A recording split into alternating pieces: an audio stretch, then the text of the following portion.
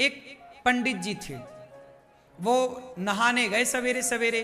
पहले तालाबों में नहाते थे लोग, उनके यहाँ तालाब था। तभी वहीं पर तालाब में एक धोबी था, कपड़े धुल रहा था। राजा का धोबी है, तो राजा का धोबी तो थोड़ा रहेगा ना घमंड, भाई मैं राजा का, प्रधानमंत्री का ड्राइवर प्रधानमंत्री से ज्यादा घमंड में रहता है, मैं प्रधानमंत्री का ड्राइवर हूं भाई। गुरु तो गुड़ चेला शक्कर हो गया। हाँ, गुरु तो गुड़ रहा, चेला शक्कर हो गया। ऐसे ही है। धोबी भाई साहब धुल रहे थे कपड़ा, पंडित जी आए। पंडित जी बड़े भक्त थे, भगवान के उपासक थे। आए, रोज नहाने आते थे, आज भी नहाने आए। अच्छा, उनका नियम था नहाने के बाद सूर्य भगवान को, पहले के लोग नदियों में जाए ना तो नदियों में ही जल चढ़ा देते थे, तालाब में जाए तो तालाब में ही सूर्य भगवान की तरफ मुंह करके सूर्याय नमः आदित्याय नमः भौमाय। जब पंडित जी जल चढ़ाने लगे तो धोबी ने कपड़ों को जोर जोर से पीटना स्टार्ट किया। तो जो कपड़ों का गंदा छीटा जल था, छीट नहीं पड़ते, कपड़ों का निकलता है, वो गंदा पानी पंडित जी की अंजलि में जाके गिरा, हाथ में, और उसी से वो सूर्य भगवान को अर्घ दे रहे हैं। तो सूर्य अर्घ में उस जल में वो कपड़ों का धौमन गिर रहा था, गंदा पानी। जबकि धोबी को चाहिए ये था कि जब कोई जल चढ़ा रहा है तो जरा 1 मिनट के लिए भैया रोक लो कि जल पूरा हो जाए। पंडित जी तो जल चढ़ाते रहे, पंडित जी भी ना रुके, वो अपना जल चढ़ाते रहे, सूर्याय नमः आदित्य, पानी गंदा पड़ता रहा। ये दृश्य भगवान ने देखा। भगवान नारायण लेटे लेटे देख रहे हैं, अरे बड़ा गलत कर रहा। सुदर्शन को आदेश दिया, सुदर्शन जाओ जाओ धोबी का सिर काट के लाओ। सुदर्शन चले धोबी का सिर काटने। जब तक सुदर्शन भगवान पहुंचे तब तक पंडित जी की पूजा हो गई पूरी, और जो पूजा पूरी हुई पंडित जी ने बोला, क्यों रे नालायक, मैं पूजा कर रहा था तुझे दिखाई नहीं पड़ रहा, 2 मिनट रुक नहीं सकता, गंदा पानी डाल रहा। अब पंडित जी जो लड़ाई शुरू की है। धोबी बोला, मैं कम हूं क्या, मैं क्यों काम रोकूं, तुम दूर नहीं जा सकते उस वाले घाट में, तुम्हें भी यहीं आना था। अब सुदर्शन भगवान को आदेश क्या मिला था, भगवान ने क्या बोला, सुदर्शन से जाओ धोबी का सिर काट के आओ। अब सुदर्शन जी आए तो वहां तो लड़ाई चल रही थी पंडित जी में और धोबी में। सुदर्शन घबराए कि भगवान ने कहा है कि धोबी का सिर काटना है, इन दोनों में धोबी कौन है ये कंफर्म नहीं हो रहा। सुदर्शन वापस चले गए। भगवान ने पूछा, हो गया सिर काटने का काम? अरे प्रभु ये तो बताओ कि उन दोनों में धोबी कौन है। धोबी तुम्हें नहीं पता? अरे बोले दोनों वो लड़ रहे थे। अब दोनों जब लड़ रहे, दोनों का स्वभाव एक सा है तो कैसे पहचाना जाए। आप भी तो धोबी की तरह हो गए। यदि धोबी गलत था तो पंडित जी आप भी तो उससे लड़के उसकी तरह हो गए। अब उसमें और आप में अंतर क्या रहा? तो सुदर्शन भगवान बोले, वहां तो 2 धोबी हैं, किसे काटना है बताओ। सुदर्शन भगवान से भगवान ने कहा, तुम वापस आप किसी को मत काटो। क्या मतलब हुआ इसका, क्या सीखा आपने इस कथा से? जब जवाब आप स्वयं देते हैं तो भगवान चुप हो जाते हैं कि जवाब तो आपने दे दिया। पंडित जी ने जवाब ना दिया होता उस धोबी को तो भगवान जवाब देते कि नहीं। इसलिए कोई आपको गाली दे, आपको अपमानित करे, आप तो सॉरी कान पकड़ लो भैया, आप सही हम गलत। आप जब आप जवाब नहीं देते तो ईश्वर जवाब देते हैं, और आप जवाब दे देते हैं तो भगवान ठंडे पड़ जाते, भैया तुम ही निपटो सुलझो, फिर हमें काहे, तुम कर लो। जब तुझसे ना सुलझे तेरे उलझे हुए धंधे, तब भगवान के इंसाफ पे छोड़ दे ए बंदे, वही तेरी मुश्किल आसान करेगा, जो तू ना कर सका वो भगवान करेगा। जो आपसे नहीं होता ना वही भगवान करते, इसलिए जवाब मत दो। क्यों मेरी मां? जवाब ना देना चाहिए।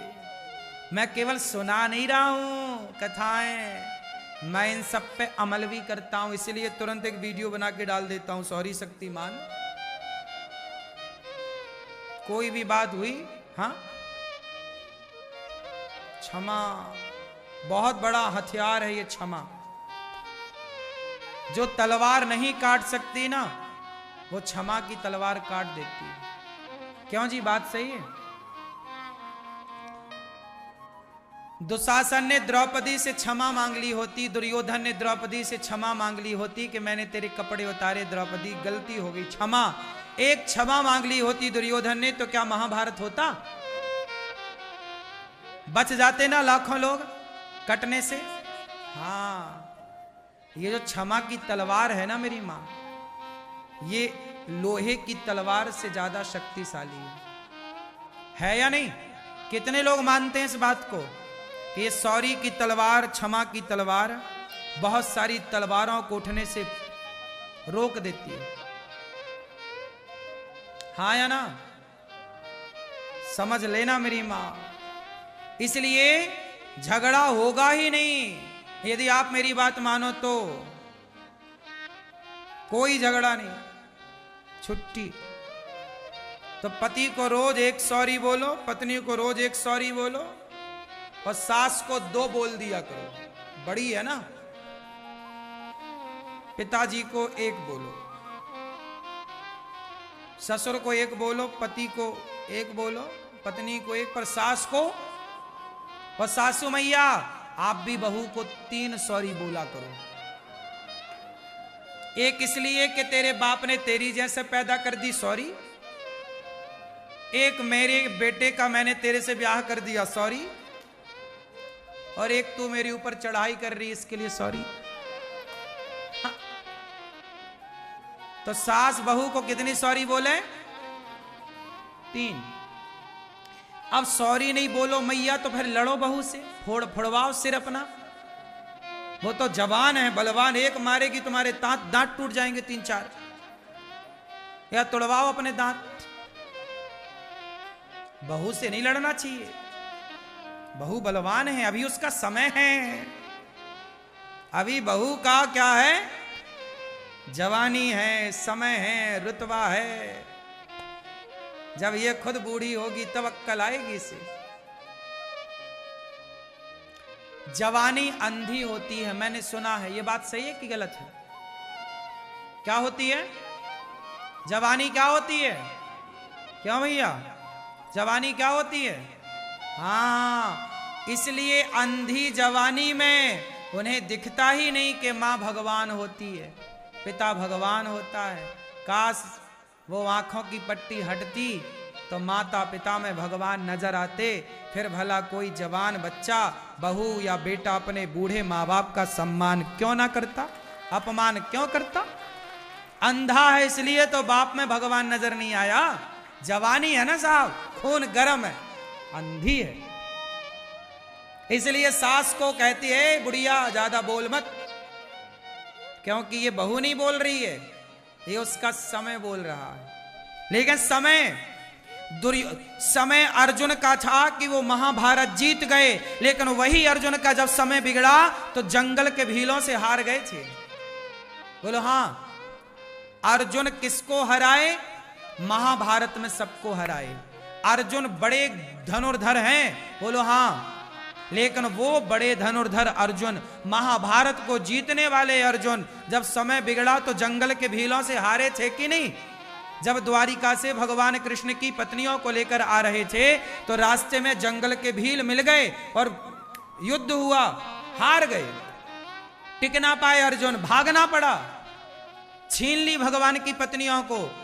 हाँ, अर्जुन का अभिमान मिटाने के लिए भगवान ही कोल भील बन के आए थे, ताकि घमंड में अर्जुन ना रहे। हम जीते हैं इसका मतलब हम नहीं जीते भाई, समय ने जिताया है, और हम हारे हैं तो हम नहीं हारे। आप कुछ भी नहीं हैं, आप कुछ भी नहीं हैं, समय आपको सब कुछ बनाता है। समय अच्छा है तो लोग आपके पांव धोते हैं, पांव पे गिरते हैं, और समय बिगड़ जाए तो लोग लात मारते हैं।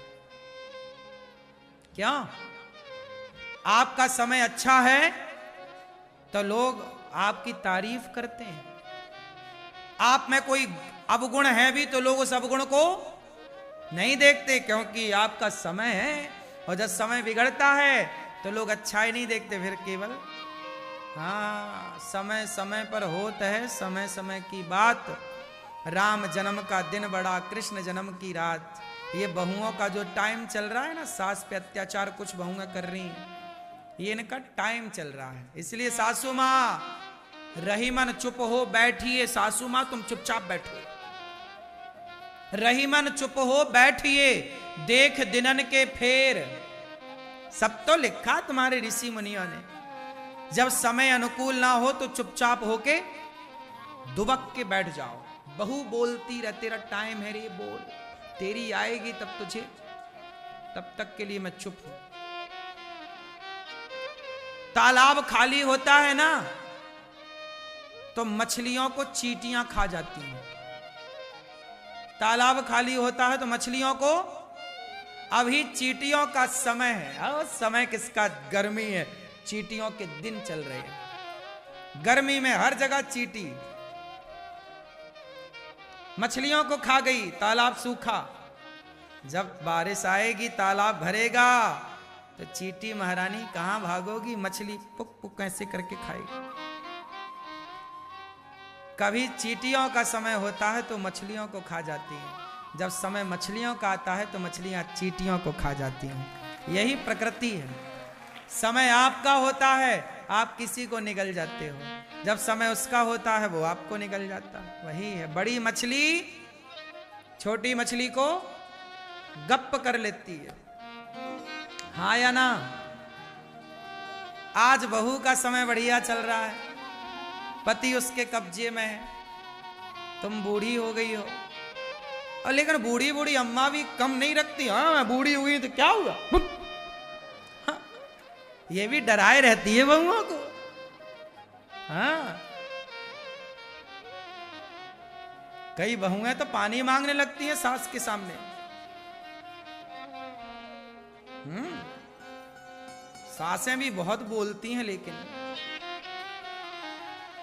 खाए बिना रह जाएंगी, एकादशी कर लेंगी, पर बोले बिना नहीं।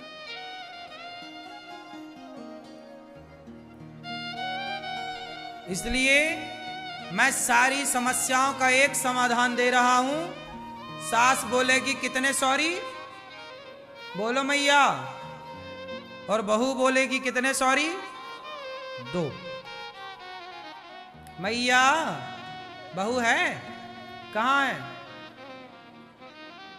3 सॉरी बोलना, ये प्रपंच बिल्कुल ना पालना, कुछ ना बोलना, सॉरी बस, बहू सॉरी सॉरी सॉरी, गिन के 1 सॉरी 2 सॉरी 3 सॉरी। ये बहू तू संभाल अपना सॉरी। ये प्रपंच तुम यहीं बोल रही हो, बहू के सामने कितना बोलती होगी। चुप रहो बस, कुछ भी ना बोलो, कुछ भी ना बोलने